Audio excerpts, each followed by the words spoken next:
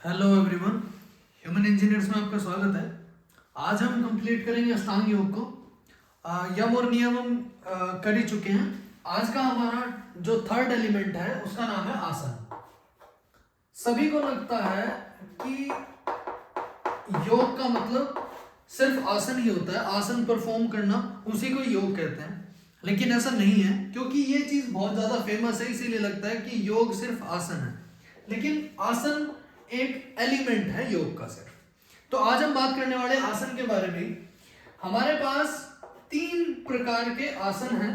सबसे पहले बात कर लेते हैं आसन क्या है। आसन का मतलब होता है कोई भी पोजीशन। कोई भी पोजीशन को हम आसन कहते हैं। जैसे हम किसी को कहते हैं कि आसन ग्रहण कीजिए, तो वो आसन ग्रहण करने का मतलब है कि आप अपनी पोजीशन ले लीजिए, उसको हम कहते हैं आसन। अब 3 टाइप के जो मैं आसन की बात कर रहा हूं वो है, सबसे पहला मेडिटेटिव आसन, मेडिटेटिव आसन। सेकंड है रिलैक्सेटिव आसन। थर्ड है हमारे पास कल्चरल आसन। ठीक है। मेडिटेटिव आसन वो है जिसके अंदर आप बैठ के मेडिटेशन कर सकते हैं। रिलैक्सेटिव आसन वो है जो जो आपकी बॉडी को रिलैक्स करता है। और कल्चरल आसन वो है जो किसी कल्चर को शो करता है। जैसे अगर मैं मेडिटेटिव आसन की बात करूं तो मेडिटेटिव आसन हो सकता है सुख आसन, या फिर पद्मासन एंड सो ऑन। अगर रिलैक्सेटिव आसन की बात करूं तो हमारे पास हो सकता है वज्रासन। ठीक है जी। और हो सकता है पश्चिमोत्तानासन।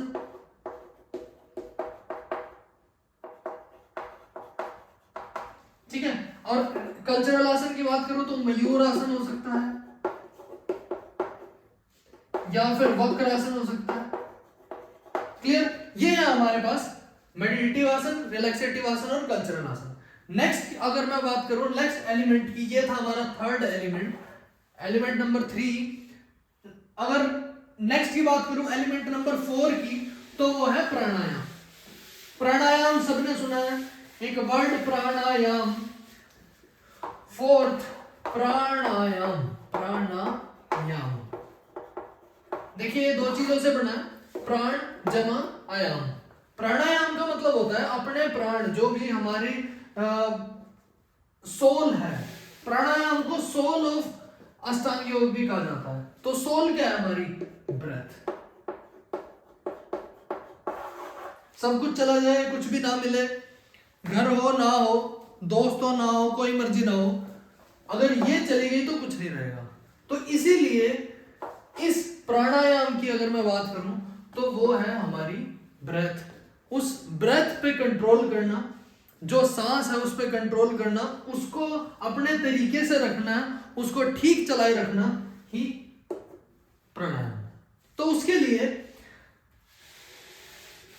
8 प्रकार के प्राणायाम बताए गए हैं। 8 प्रकार। सबसे पहला है शीतली प्राणायाम।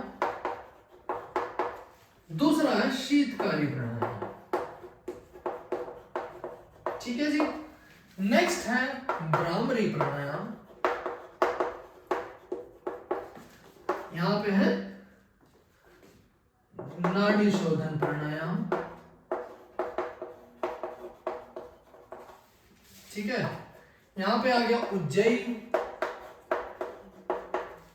ये आ गया मूर्छा, लावनी और भस्त्रिका।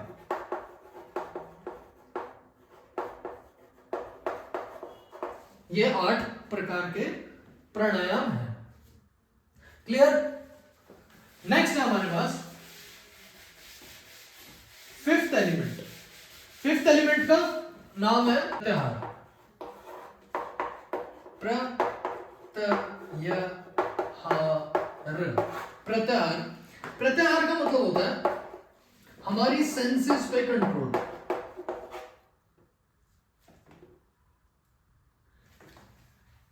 सेंसेस पे कंट्रोल। या हम कह सकते हैं कंट्रोल ओवर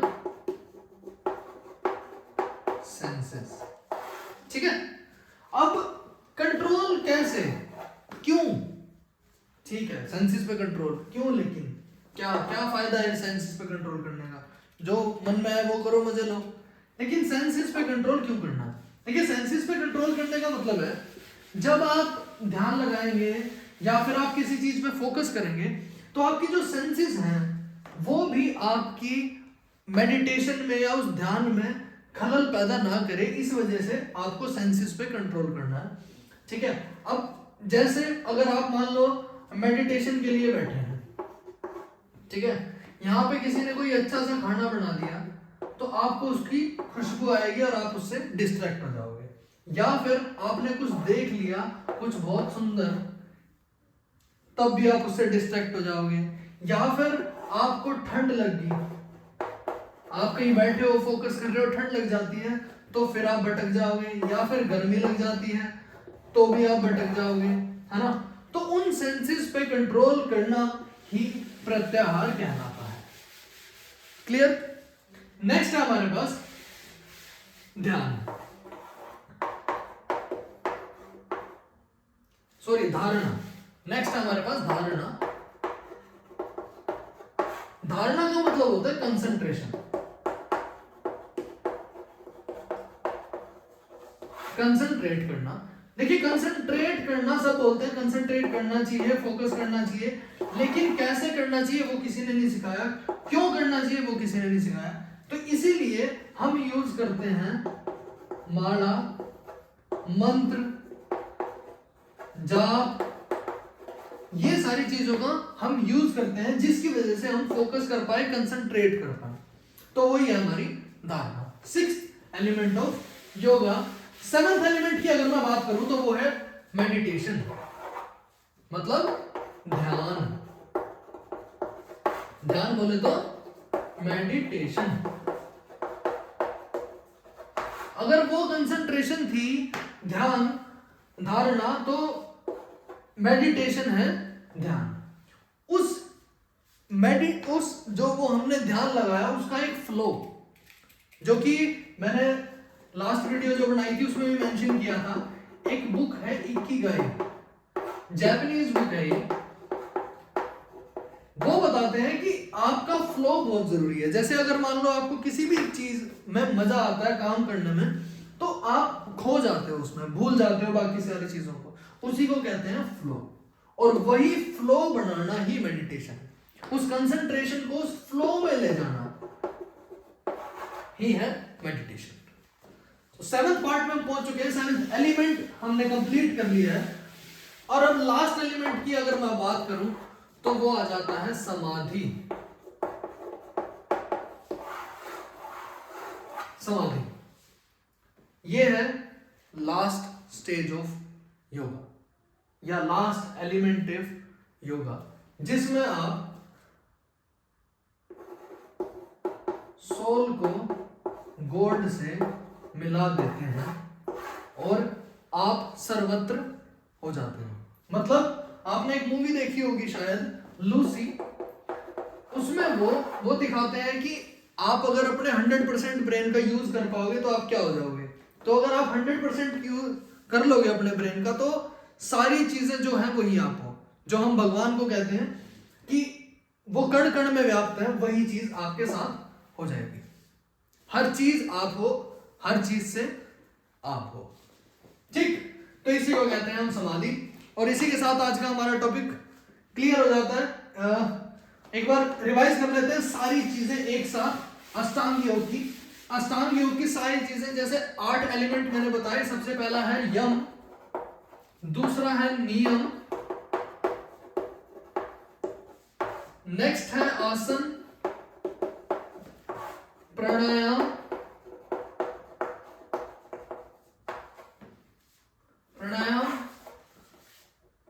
प्रत्याहार,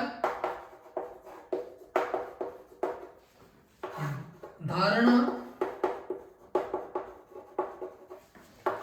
ध्यान और समाधि। ठीक है, ये सारी चीजें थी अष्टांग योग के अंदर। आशा करता हूँ बहुत अच्छे से समझ आ गई होंगी। और फिर भी अगर कोई डाउट रह जाता है तो आप मेरे से बात कर सकते हैं, कमेंट सेक्शन ओपन है आपके लिए। तो मिलते हैं नेक्स्ट वीडियो में, तब तक के लिए bye bye, good luck and take care.